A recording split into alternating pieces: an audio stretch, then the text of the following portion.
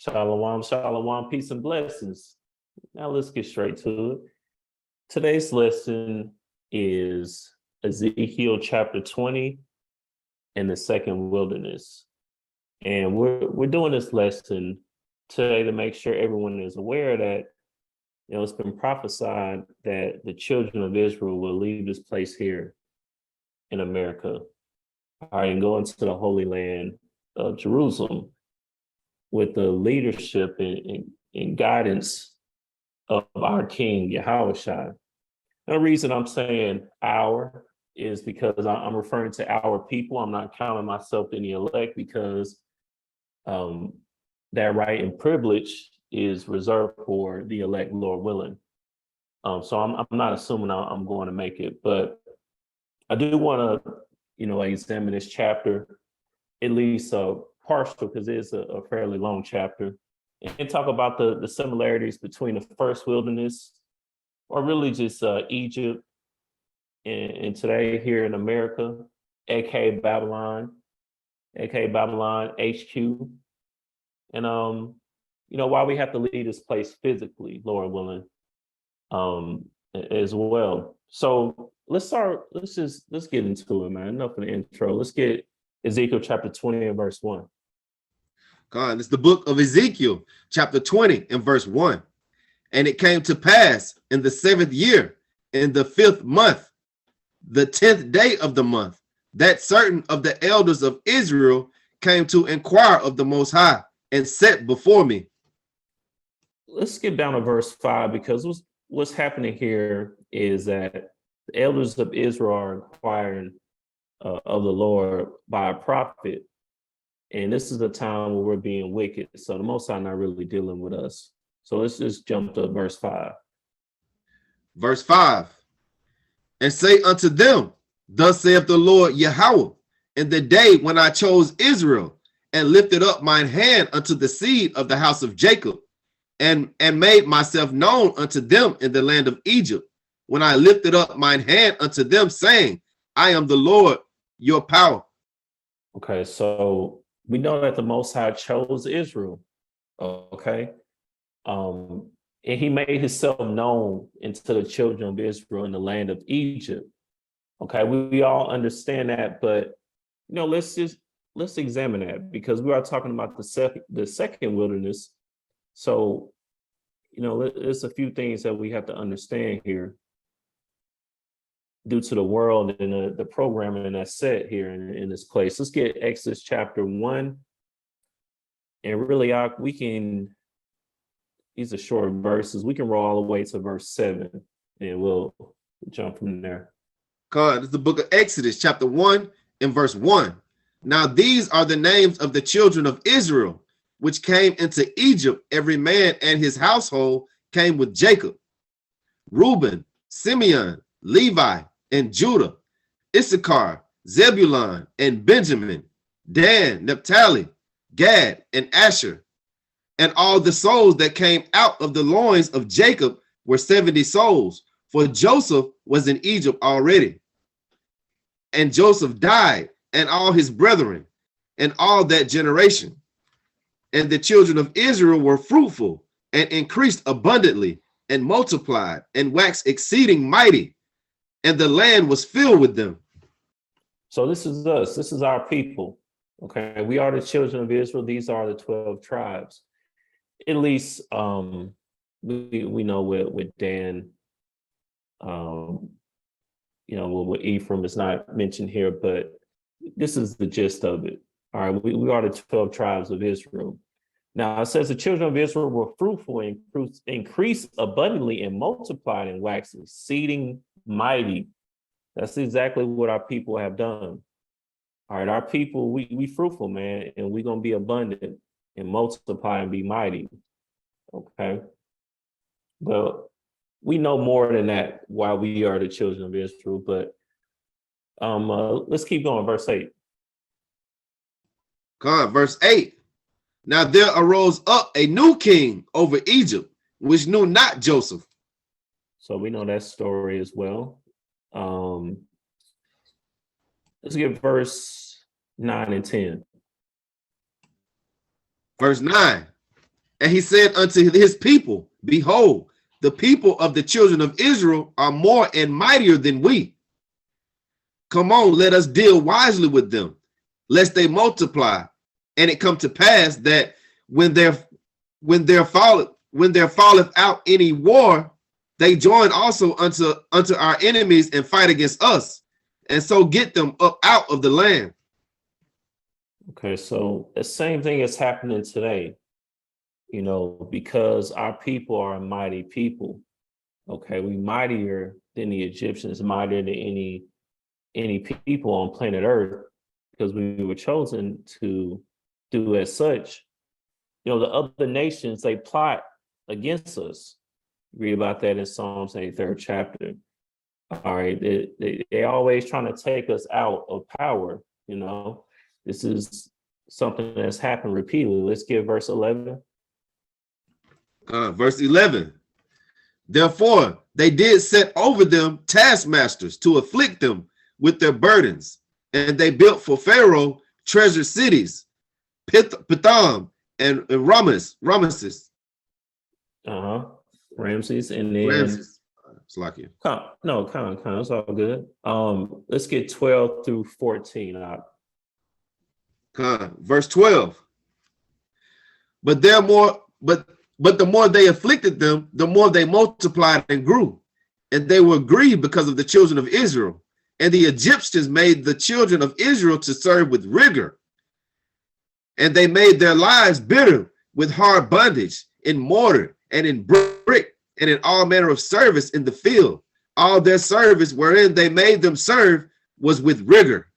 Okay, there's a reason that we taking our time and going through all this so we can see the similarities today.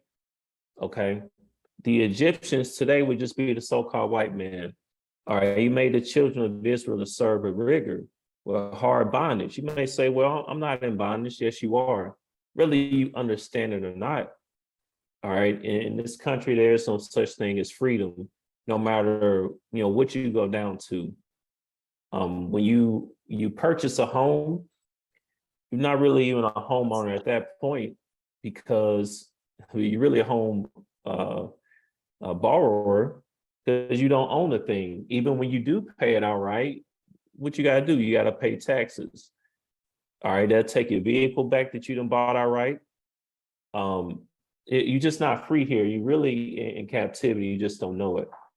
Okay, so the same thing that's going on today. And that's why we got to get out of here, just like the children of Israel did from Egypt. Okay, speaking of, in fact, I thought I had, let me get this first. Let's get Ecclesiastes chapter 1 and verse 9 through 10. The book of Ecclesiastes chapter 1 and verse 9. The thing that have been, it is that which shall be, and that which is done is that which shall be done. And there is no new thing under the sun. Is there anything whereof it may be said, see, this is new? It hath been already of old time, which was before us. So what's going on in this country right now is nothing new. It's been going on to our people specifically. And, every lesson I make is specifically about our people. Okay, because that's the vantage point. Our people, we behind enemy lines right now. We're the ones in captivity. So I'm always only going to direct any message that I have towards our people. But anyway, it's nothing new under the sun. So what was going on in Egypt is going on today. Okay, and again, that's the reason why I'm going into this right now, and I'm building up somewhere. Now let's talk about the similarities between Egypt and America. All right, how we know this place is modern day Egypt spiritually. All right, we know that you got in Tennessee, you got Memphis, which was one of the capitals of Egypt. But we got a lot more evidence than that. And we're going to get back to the second wilderness, but I just want you to see how the Most High is, how he has these prophecies playing and unfolding right before our very eyes. Let's get Deuteronomy chapter 28, verse 68. It's the book of Deuteronomy, chapter 28 and verse 68. It's Israelite classic. Let's get it. And it reads, And the Lord shall bring thee into Egypt again with ships, by the way whereof I spake unto thee. Thou shalt see it no more again. And there you shall be sold unto your enemies for bondmen and bondwomen, and no man shall buy you. Wow. This very verse alone, through the power of the Most High, is, awakening so many of our people. It's just crazy to read this and realize that, we in Egypt again. Okay. This place is Egypt spiritually. And we got here by ships, right? From the west coast of Africa, but also from other places as well. But point being is that's how we got into this land, by ships. We had those that were already here, but a vast majority of our people, we got here by ships. Okay, to become bondmen and bondwomen, and no man can buy you, meaning no man can redeem you. No man can take you out of this captivity that you're in. Some men have tried, but it doesn't matter. It's all going to fail until Yahweh, our Savior, Hamashiach, until he comes back. No man is going to be able to save us from the captivity that we're in. Again, you have to understand what captivity too. If you're someone newer watching this, you may say, well, I'm not in bondage. All captivities aren't felt. You can be in captivity and not know it. You understand? That's what the so-called white man's done, because he wants you to think he's this friendly and, savior type people where he's helping you. We really wait until you turn around so he can stab you in the back. Okay. Now let's talk about some more similarities between Egypt and America. And again, I'm building up to some. There's a reason we're going into this. Let's get Exodus chapter 7. Let's just jump straight to the point. Let's get verse 22. The book of Exodus, chapter 7, and verse 22. And the magicians of Egypt did so with their enchantments, and Pharaoh's heart was hardened, neither did he hearken unto them, as the Lord had said. Okay, there's also a verse in, I believe it's Wisdom of Solomon, chapter 17, in verse 7. Do I have that? No, I ain't got that. Let me see. That pretty much talks about the same thing. If I'm not mistaken, it's 17:7. Let me see. Yeah, this is talking about Egypt right here. It says, as for the illusions of art magic, they were put down, and their vaunting of wisdom was reproved with disgrace. Because Egypt, was and is a land full of quote unquote magic, full of quote unquote wizardry, full of pagan gods. That's all they know how to do there. Okay, that's what they've been doing. That's what they do now. That's what they're going to continue to do. Okay, and it's all throughout the scriptures. And I pulled this up. Look, we can do this all day, but I just, did this real quick, like just to show you how this place is Egypt. And it's deceptive because a lot of things are put in your face to make you think it's innocent. It's all good. It's just, it's just for the kids, or it's just fairy tales. It's just for art. It's just art. No, it's not. Like Harry Potter, back in the world, I didn't pay this any attention. You got Harry Potter, this super popular franchise of novels here and movies. It says Harry Potter was friends with whoever, Ron Weasley and Hermione Granger, all of whom are students of Hogwarts School of Witchcraft and Wizardry. Now, why are we okay with this? Why is it that you can have something like Harry Potter where this is strictly forbidden in the scriptures, but something like this is made to wax strong here in this earth? It's because they push this out on people, our people specifically. That's what they mainly wanted to target, but everybody else is down with it too, the other nations. But this is strictly against the scriptures, man. Deuteronomy 18. Which verse is it, brothers? I think it's further down here. Okay, here we go. Let's 10. get, yeah, Con, let's get 10 and 11. Okay. It's the book of Deuteronomy, chapter 18 and verse 10. There shall not be found among you anyone that maketh his son or his daughter to pass through the fire, or that uses divination, or an observer of times, or an enchanter, or a witch. So like he's a witch. I'm just saying Harry Potter, and he ain't the only one. I'm just picking one novel series here, but again, we could do this all day. I'm just showing you the similarities between Egypt because they had witches and wizards and things of that nature. Let's get it, verse 11. Verse 11, or a charmer, or a consulter with familiar spirits, or a wizard, or a necromancer. A necromancer is someone that communicates with the dead. Now, a wizard, like you got the Washington Wizards, right? You got the women's NBA team, WNBA team.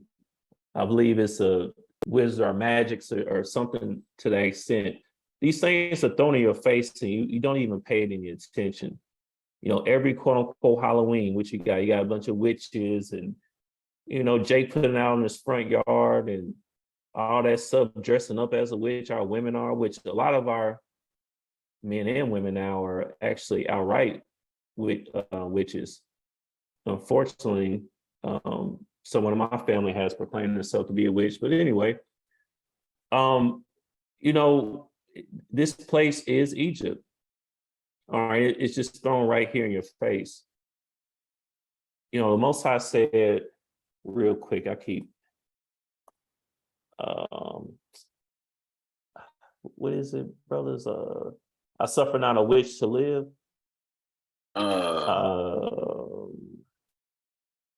Is it 7? 22. Exodus 22 and 18. Oh, okay, cool. It's 22 and 18.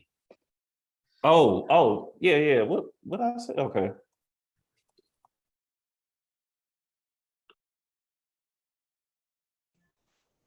Yeah, 22 and 18. All right, this is the book of Exodus, chapter 22 and verse 18. Thou shalt not suffer a witch to live. You're supposed to put witches to death, man. If we were in rulership, anybody that proclaimed himself to be a witch would be put to death. Why is that? Because, they're going to do nothing but cause confusion, okay, and cause chaos.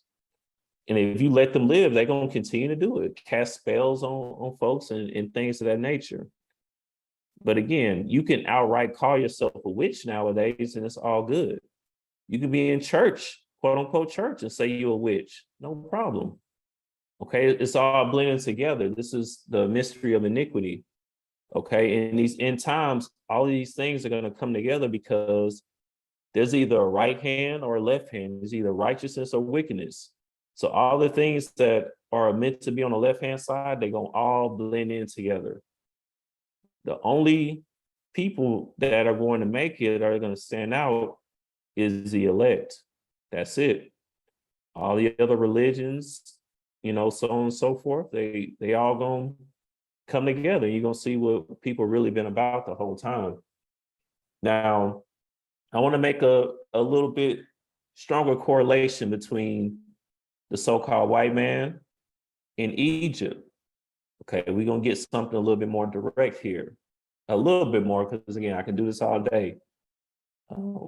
It's too much evidence out there for you to see what's going on. Let's get First Maccabees chapter 1 and verse 16. It's the book of First Maccabees chapter 1 and verse 16.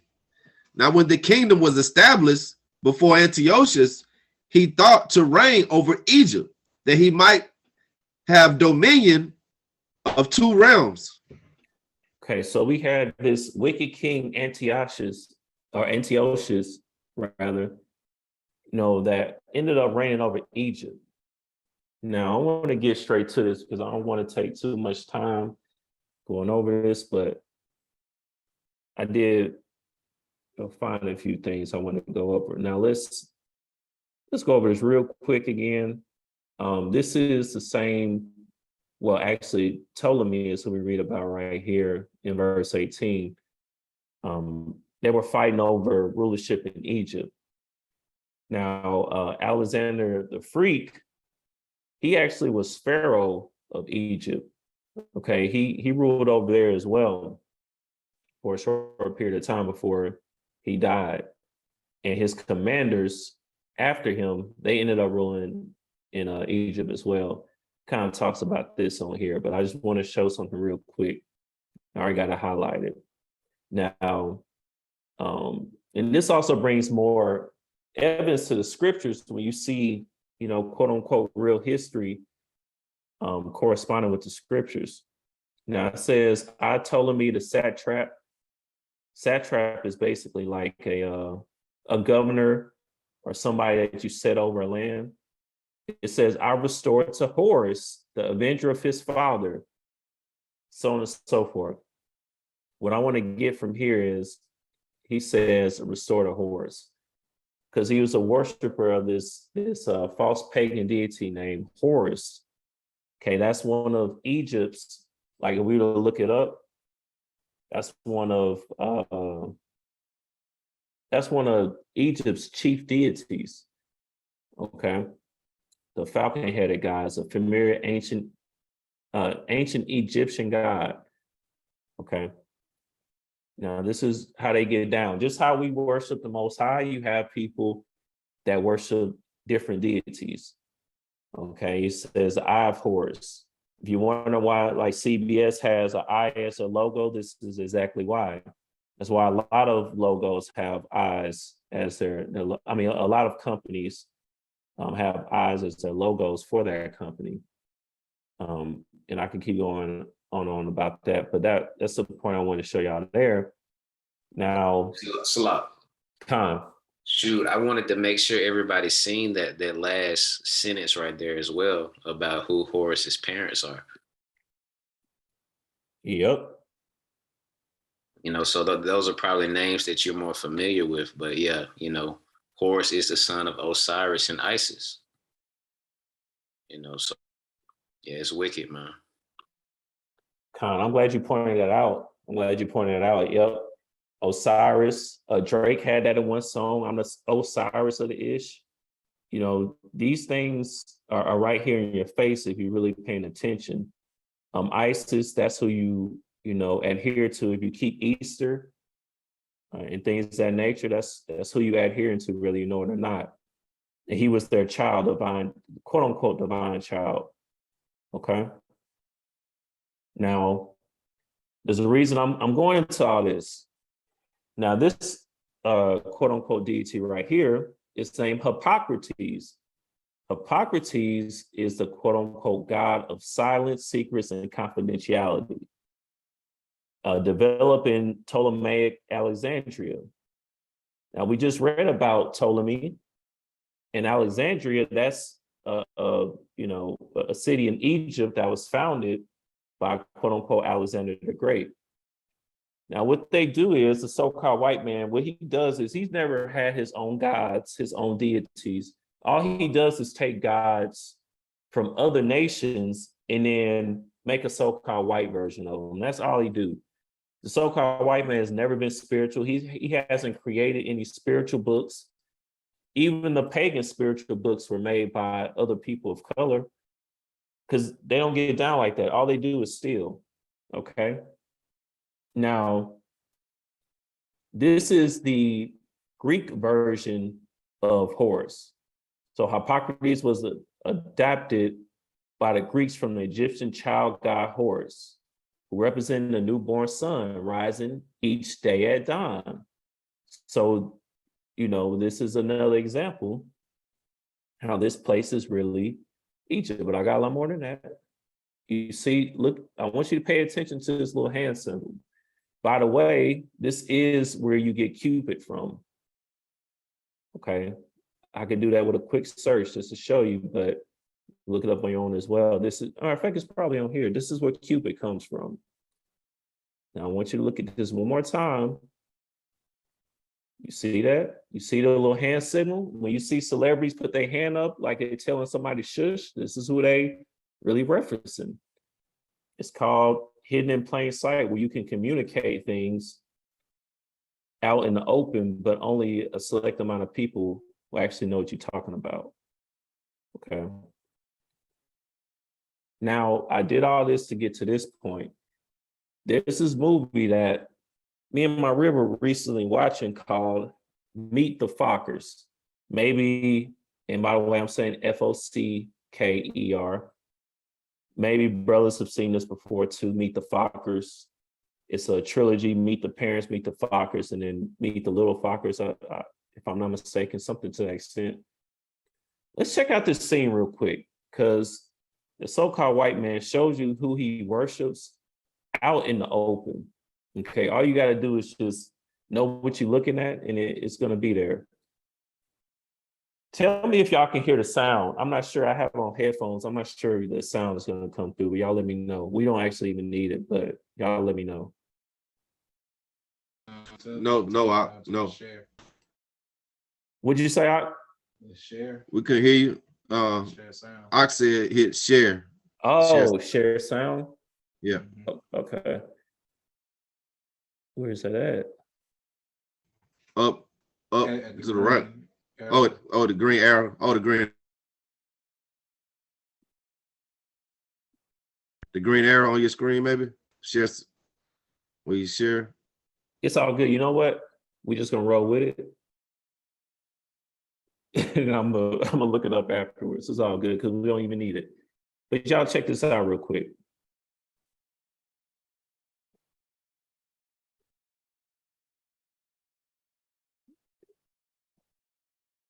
I want y'all to pay attention to something that's coming up.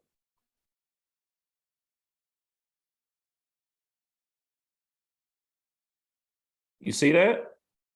You see that? There's a reason that they pan to this child to have him do the exact same hand signal that we just saw. You can think this is a coincidence if you want to, but I promise you it's not. This is a so-called white man trying to let you know which guys that he really worships behind the scene. Okay? If you still think it's a coincidence, I'll give you a little bit more just here on the same page. It says here, another solar cult not directly connected with Harpocrates was that of Sol Invictus, the unconquered sun. Now, if you look in the background here, what do you see? Oh, where is it? Okay. Now, I've seen the actual movie, so it's hard to see in this scene, but that says S-O-L with a sun back there. Sol for Sol Invictus, which is Spanish for son, if I'm not mistaken. But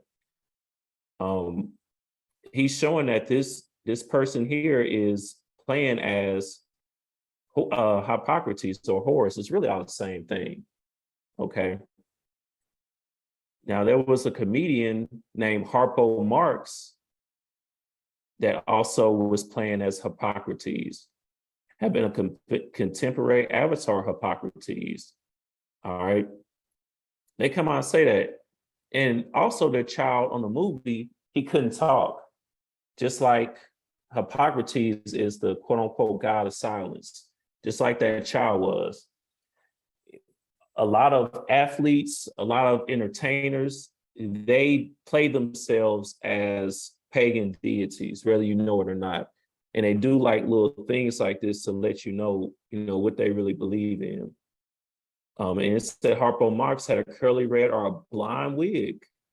This child has blonde hair. All this stuff is on purpose. A lot of times you watch movies and you think that these plots that they come up with and things of that nature out of nowhere, just something somebody created, but they're really just retelling the story of pagan gods. There's actually even a reason that they have on the colors of clothes that they have on, but we're not going to get into that at this time. My bad. It looked like I stopped sharing for a split second, but there's a reason that he wearing all black and he wearing red and blue. But again, we'll say that for another time. But I just want to go into that so you can see that this place is Egypt, it's spiritual Egypt. Let's get Revelation chapter 11, verse 8. The book of Revelations, chapter 11, and verse 8. And their dead bodies shall lie in the streets of the great city, which is spiritually called Sodom and Egypt, where also our Lord was crucified. And this place is spiritually called Sodom in Egypt. Understand? We could go into Revelation 11, but that's the point that I wanted to grab there. All right, where our Lord is crucified every day. Okay. Now let's get back to the scriptures though. Again, I wanted to paint that so we can see that for the same reasons that we had to leave Egypt, it's the same reasons that we got to leave this place. All right, this is not our rest. We don't get that later, but this is not our rest. So you cannot be too comfortable here in quote unquote America, really, no matter where you live at. All right, we just happen to live here, but no matter where you live at, because Babylon is spreading everywhere. It doesn't matter where you live at. Okay, now we're going to skip down to where it talks about the second wilderness. All right. Let's get let's start verse 33. Let's get Ezekiel chapter 20 and verse 33. It's the book of Ezekiel, chapter 20 and verse 33. As I live, saith the Lord Yahweh, surely with a mighty hand and with a stretched out arm and with fury poured out, I will rule over you. Exactly. So let's get verse 34. Verse 34. And I will bring you out from the people and will gather you out of the countries wherein ye are scattered with a mighty hand and with a stretched out arm and with fury poured out. So I will bring you out from the people. Now, this is a constant, reoccurring theme that we see in the scriptures, is that the Most High is telling us to come from out of the people. Just because you're around, quote unquote, Gentiles, and when I say Gentiles here, I'm actually referring to other nations and not the scattered of Israel, but, we call to be brought out of the other nations. All right, and I will gather you from other countries where you are scattered, because our people are scattered right now. Let's get Amos chapter 9 and verse 8. It's the book of Amos, chapter 9 and verse 8. Behold, the eyes of the Lord Yahweh are upon the sinful kingdom, and I will destroy it from off the face of the earth, saving that I will not utterly destroy the house of Jacob, saith Yahweh. So if you believe in the Most High, you already understand that all of the wicked deeds that the so-called white man is doing here on earth is not being, it's not being ignored. The Most High sees everything. His eyes is upon the sinful kingdom, and he's going to destroy it. When you don't have the Most High, when you see certain things on the news, you get confounded, and you think that the Most High not here with you because you don't really understand, how prophecy works. Let's get verse 9. Verse 9. For lo, I will command, and I will sift the house of Israel among all nations, like as corn is sifted in a sieve, yet shall not the least grain fall upon the earth. See, the Most High gonna rake up, like a better terms there, the children of Israel, like corn is sifted from a seed. All right. And ye shall not the least grain fall upon the earth. Our people won't fall once we are gathered. When I say we, is referring to the children of Israel. Okay. We get verse 10 while we're here. Verse 10. All the sinners of my people shall die by the sword, which say the evil shall not overtake nor prevent us. So again, that's why I said earlier, this is referring to the elect, because the sinners of our people, are going to be destroyed right along with the other nations. So just because you are of the flesh of Israel doesn't mean you automatically going to be sifted out from among the nations. But that's what the Bible is all about. Okay, our people going off, we get scattered, we realize what we did, and we get gathered back, and we come back, all right, to worship the Most High again. But this is going to be the final time. Let's get verse 35. God, the book of Ezekiel, chapter 20 and verse 35. And I will bring you into the wilderness of the people, and there will I plead with you face to face. Okay, this is what, this lesson is about, the second wilderness. All right, this isn't referring to the first wilderness. It's referring to the second wilderness, or the second Exodus is another way you can call it, because Exodus we know is literally just departing or leaving. All right. So when you hear wilderness, if you're not familiar with this, it's not going to be like, what you may think. You're like, oh man, I don't know nothing about surviving in the wild. It's all good. The Most High, he got our people. Okay, he got our people. Don't worry. Now let's get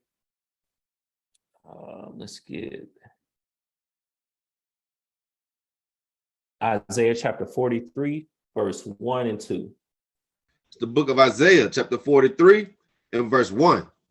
But now, thus saith the Lord that created thee, O Jacob, and he that formed thee, O Israel, fear not, for I have redeemed thee. I have called thee by thy name. Thou art mine. So, remember earlier where it says no man can buy you. This is the Most High is the only one that can redeem us. Okay. Not Islam, not Christianity, not Dr. Umar. Okay. Only the Most High and the Son can redeem us from this captivity that we're in. Let's get verse 2. Verse 2. When thou passest through the water, I will be with thee, and through the rivers, they shall not overflow thee. And when thou walkest through the fire, thou shalt not be burned, neither shall the flame kindle upon thee. So did somebody have something to say? There you go. Oh, Con, just making sure. All right, so verse 2, when I pass it through the water. So you see here, we're not going to be overtaken. Again, when I say we, have to make this very clear. I'm not including myself in that number, just referring to us as a people, the elect that does make it. It says, I will be with thee through the rivers. They shall not overflow thee. When thou walkest through the fire, thou shalt not be burned. Okay, so in the wilderness, man, our people, we're not going to be, destroyed or overtaken by these things. Let's get the book of Micah, chapter 4 and verse 5. The book of Micah, chapter 4 and verse 5. For all people will walk every one in the name of his God, and we will walk in the name of the Lord Yahweh, our power, forever and ever.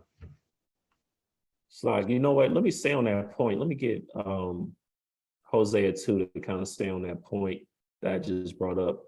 Let's get Hosea chapter 2 and 14 first, Baba Kashad.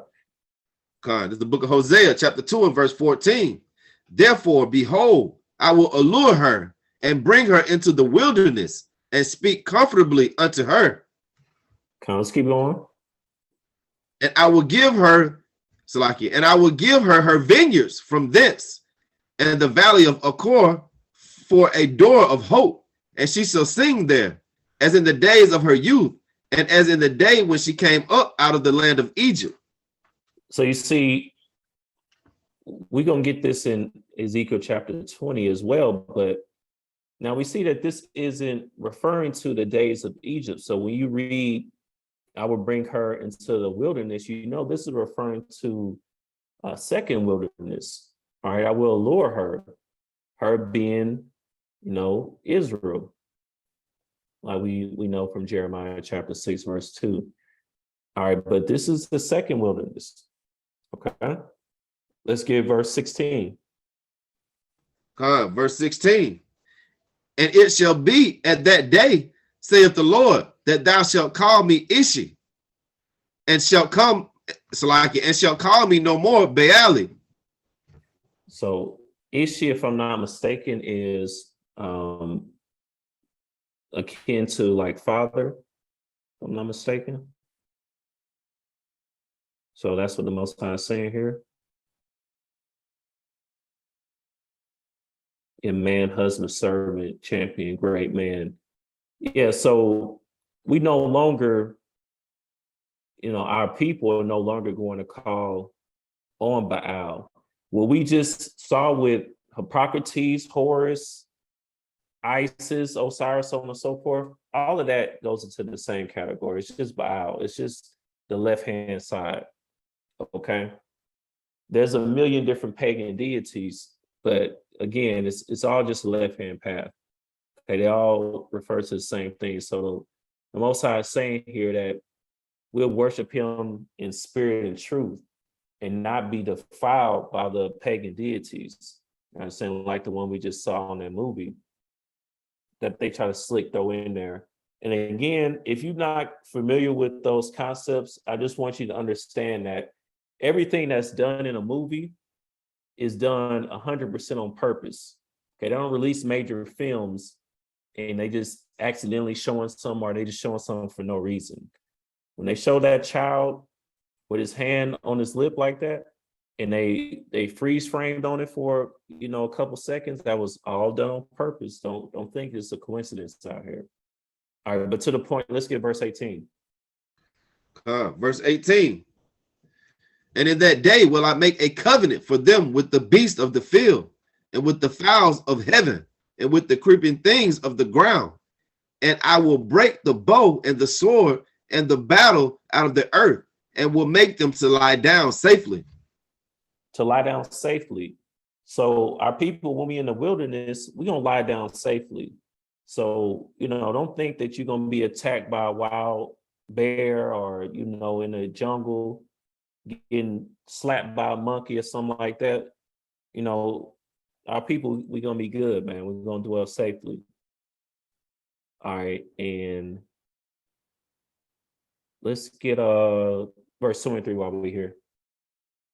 Verse 23. And I will sow her unto me in the earth, and I will have mercy upon her that had not obtained mercy. And I will say to them which were not my people, thou art my people. And they shall say, thou art my God.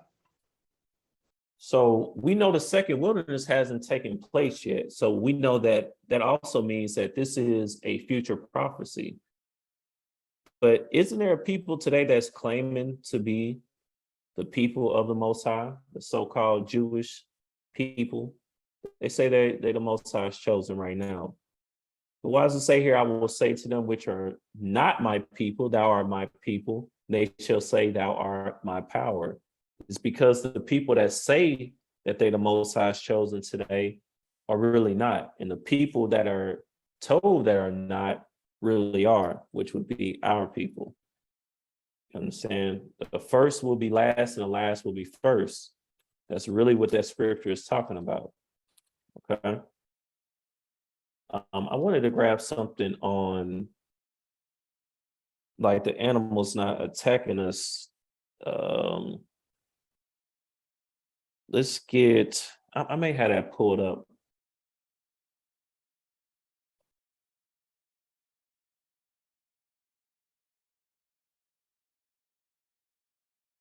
Let's get, I may have this pulled up, but it's all good. Let's get Isaiah chapter 43 and verse 19 and 20. It's the book of Isaiah chapter 43 and verse 19. Behold, I will do a new thing. Now it shall spring forth. Shall ye not know it? I will even make a way in the wilderness and rivers in the desert.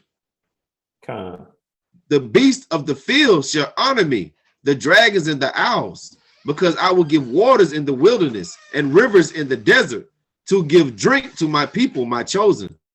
You see that? So, our people, we're not going to be in the wilderness, thirsty, and then the beasts of the field, kind of attacking you, something like that. Dragons and owls, you get scratched up, orangutan just come and bounce you or something like that. That's not going to happen. So we're going to have a covenant with the beasts of the field so you won't get destroyed. Okay. You're going to have drink. Okay. Our people, the elect that make it. Now let's go back. I just wanted to touch on that for a second.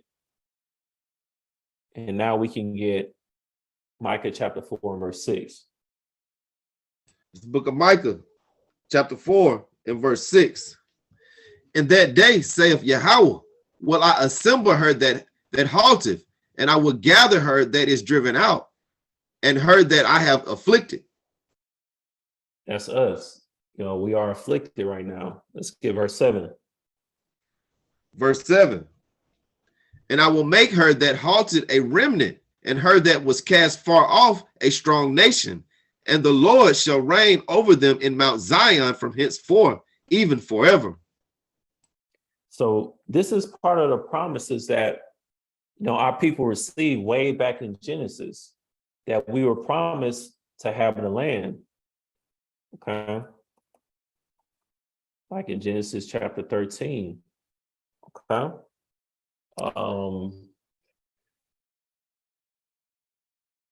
Let's get verse 15, Genesis chapter 13 and 15. The book of Genesis chapter 13 and verse 15. For all the land which thou seest, to thee will I give it, and to thy seed forever. See, forever. So that's why we got to come out of this place. This is not our final rest.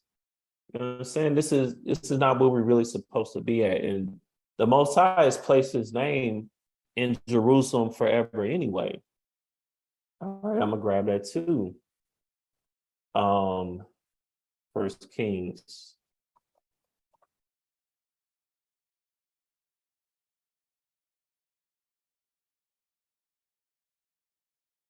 All right. Let's get First Kings chapter 9 and verse 4 through 5. The book of First Kings chapter 9 and verse 4. And if thou wilt walk before me as David thy father walked, in integrity of heart and uprightness, to do according to all that I have commanded thee, and wilt keep my statutes and my judgments, then I will establish the throne of thy kingdom upon Israel forever, as I promised to David thy father, saying, there shall not fail thee a man upon the throne of Israel. I actually meant to get verse 3. Salak. Verse 3.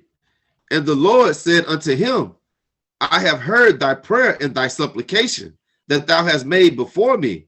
I have hallowed this house, which thou hast built, to put my name there forever, and mine eyes and mine heart shall be there perpetually.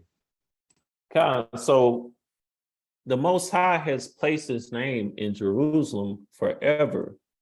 That's why, that's why we're going back. At least one of the reasons why our people are going back there. And we have to go into the wilderness to be able to proceed to do that.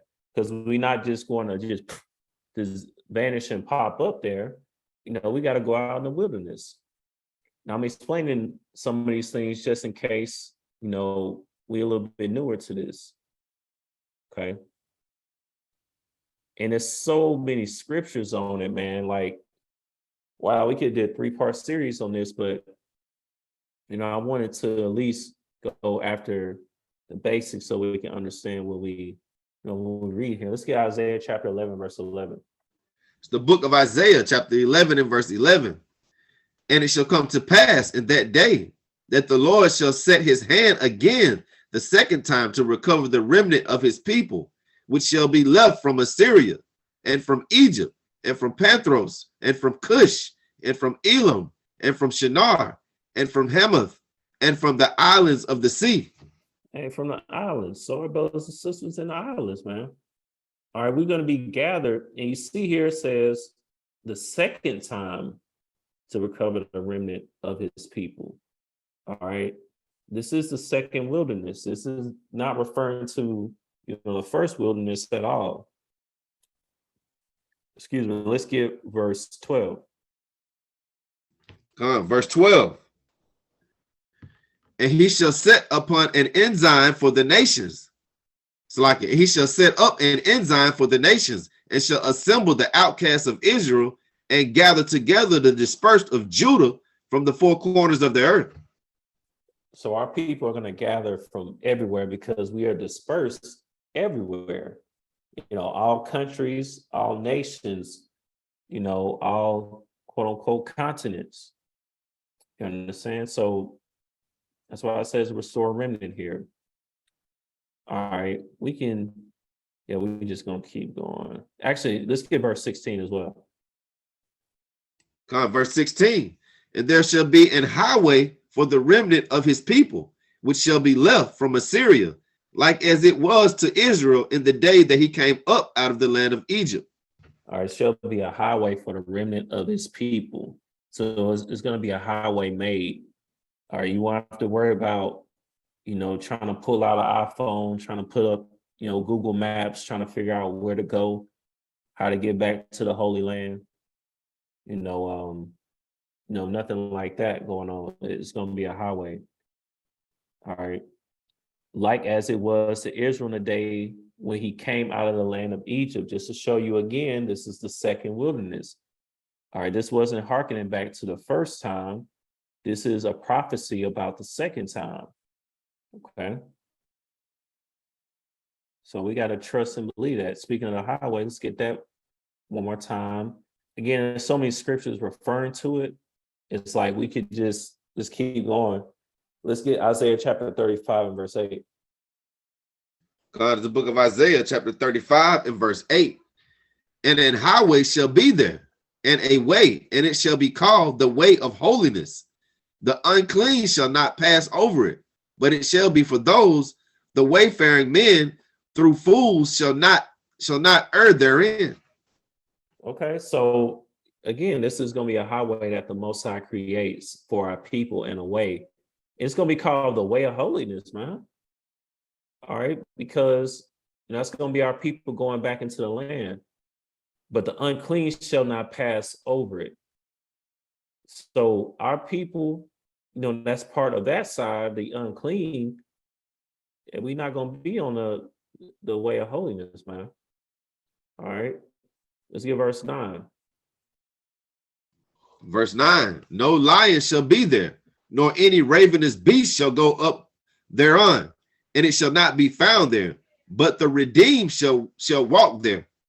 So you ain't got to worry about no lions or ravenous beasts, because maybe the first thing you think of when you hear that, oh, somebody in the wilderness, man, I don't want no, eagle to come down, swoop me up. It's going to be all good. Let's get verse 10. Verse 10, and the ransom of Yahweh shall return and come to Zion with songs and everlasting joy upon their heads. They shall obtain joy and gladness, and sorrow and sighing shall flee away. You see, you ain't mentioned nothing about your feet hurting or, no wild animals attacking you or anything like that, because the elect that's chosen, they're going to already know this prophecy and they're going to be happy, everlasting joy upon their heads and willing to go back to Zion, to go back to Jerusalem, go back to the Holy Land, to begin that first kingdom. Okay. Shall obtain joy and gladness, and sorrow and sighing shall flee away. Understand? This prophecy, man, is, it's deep, man. It's deep. We back in Ezekiel 20 with it. Let's get verse, I believe we have verse 35 now, actually. Or did we get 35? Yeah. We got 35. We're on 36. Oh, okay. Great. Appreciate it, brothers. Let's get verse 35 one more time there. God, this is the book of Ezekiel, chapter 20 and verse 35. And I will bring you into the wilderness of the people, and there will I plead with you face to face. Let's touch on that face to face. There I will plead with you face to face. I got at least one precept. I don't know where you at.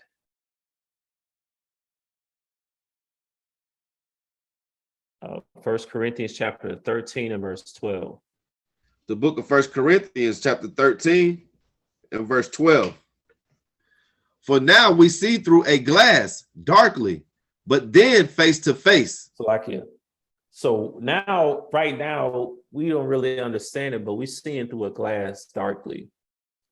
The knowledge and wisdom that we have is but a short remnant of really what's all there. All right. And that's what that means by seeing through a glass darkly. All right, because we really don't know the true extent of the scriptures. Right now we on a need to know basis. We don't know everything that King David did in his kingdom, everything that King Solomon knew, everything that, Isaiah did in his time, so on and so forth, especially what Yahushua did in his time. You read that in the Gospels that there was even more miracles going on, that we just didn't get an account of. Right now we're seeing through a glass darkly. So another thing about that is, that's why we can't get too proud and prideful about the knowledge and wisdom that we have now, because, we really don't even have the full extent right now anyways. You can read the rest of it out. God. Now I know in part, but then shall I know even as also I am known. See, we know in part right now.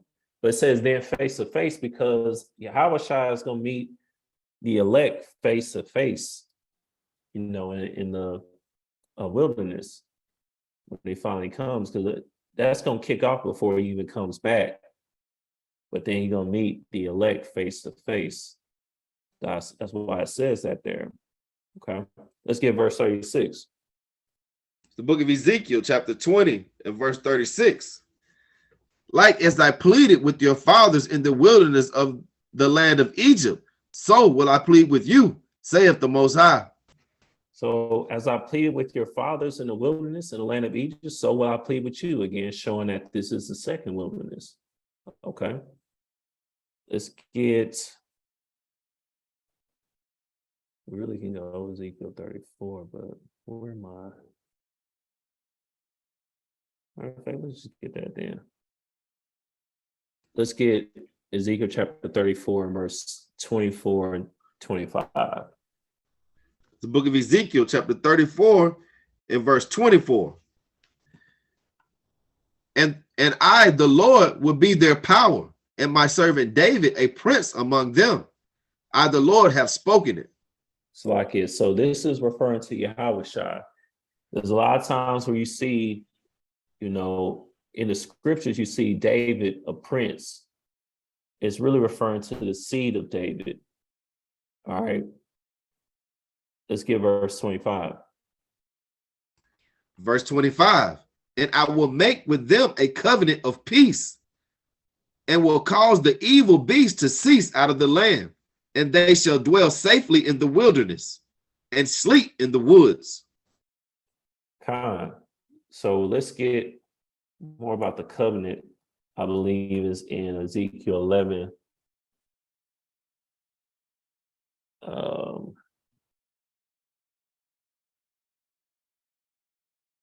Let's get Ezekiel chapter 11 and verse 17. The book of Ezekiel chapter 11 and verse 17. Therefore say, thus saith the Lord Yahweh, I will even gather you from the people and assemble you out of the countries where ye have been scattered, and I will give you the land of Israel. So again, it's in the scriptures so many times, man. Like, that's how this thing is real, man. Let's get verse 18. Verse 18. And they shall come thither, and they shall take away all the detestable things thereof, and all the abominations thereof from thence. Kind of the detestable things, the worship of Baal, Harpocrates, Isis, Osiris, Horus, Heru, so on and so forth. Verse 19. Verse 19. And I will gather them one heart, and will put a new spirit within you, and will take the stony heart out of their flesh, and will give them a heart of flesh. Okay, so that's that second covenant being fully established that we read about in Hebrews, the 8th chapter, and Jeremiah, the 31st chapter, all right, that we've pulled many times here. Now, the second covenant has been initiated, but to be in its full effect, it won't be able to be in its full effect until we had a stony heart, us being our people, heart out of their flesh, and we give them a heart out, take a stony heart out of their flesh, and we give them a heart of flesh. So that won't happen until we gathered out of this place. Okay, let's get verse 37. Verse 37. And I will cause you to pass under the rod, and I will bring you into the bond of the covenant. I will bring you, that's that covenant that we just read about. We could grab that real quick, but it's there, Hebrews chapter 8 and 8, Jeremiah chapter 31 and on down. Let's get verse 38. Verse 38. And I will purge out from among you the rebels and them that transgress against me, and will bring them forth out of the country where they sojourn, and they shall not enter into the land of Israel, and ye shall know that I am the Lord. So that's how you're gonna know. All nations are gonna know that the Most High was with us, with our people. Let's get that in Jeremiah. Where are you at? Jeremiah 23. Let's get Jeremiah chapter 23 in verse 7 and 8. The book of Jeremiah chapter 23 and verse 7. Therefore, behold, the days come, saith Yahweh, that they shall say no more, that they shall no more say, the Lord liveth, which brought up the children out of the land of Egypt. So the Most High made, he made Pharaoh, he hardened him to be who he was, just so prophecy would be fulfilled, so that we would know who the Most High was, and that he brought the children of Israel out of Egypt, because that's one of the most famous events in history. Whether you know about the Bible or not, if you ask somebody about Egypt and a people being brought out of it, they probably know about it. Most people even here that don't adhere to the Bible, pagans and atheists, agnostic people, they all know about it. So that's why it says, behold, the days come, saith the Lord. Well, they shall no more say, the Lord liveth, which brought up the children of Israel out of the land of Egypt. So that's not what's going to be said. Understand? Let's get verse 8. Verse 8. But Yahweh liveth, which brought up and which led the seed of the house of Israel out of the north country, and from all countries whither I have driven them, and they shall dwell in their own land. Okay. The north country. What do we call this place? North America. Okay. Which brought up and which led the seed of the house of Israel out of North America, the north country, and from all countries. So not just here, from all countries where I've driven them, they shall dwell in their own land. Because when the Most High speak, it's done. It's automatic. Right? If he said it, it just is. He made a promise that the children of Israel would dwell in their land forever. Okay? And that promise is going to be kept. Okay, but it's reserved only for the children of Israel. Paul tells you that himself in Romans chapter 9. Really could start at verse 3 through 5, but start at the top and get down to the sand. Paul tells you the same thing. That's what the promises, the adoption of glory, the covenants, so on and so forth. That's who it's really for. All right. I said we would touch on this because we getting wound down on time here. So let's grab this real quick. Let's get Micah chapter 2 and verse 10. It's the book of Micah chapter 2 and verse 10. Arise ye and depart, for this is not your rest, because it is polluted. It shall destroy you, even with a sore destruction. That's this place. If you take part of Babylon, of Egypt, okay, it will destroy you, because everything is made to seem to be innocent. It's for the kids. It's just, everybody else is doing it, but it's going to destroy you. There are ways to seem right unto a man, but the end thereof is death. Okay, Proverbs chapter 16 and verse 25. So we have to arise and depart. This is not our rest, man. This place is polluted. Okay. It's been polluted with the blood of innocent, innocent Israelites. And shoot, all nations of people really that the so-called white man had conquered, but ours is what really matters here. All right, now let's get.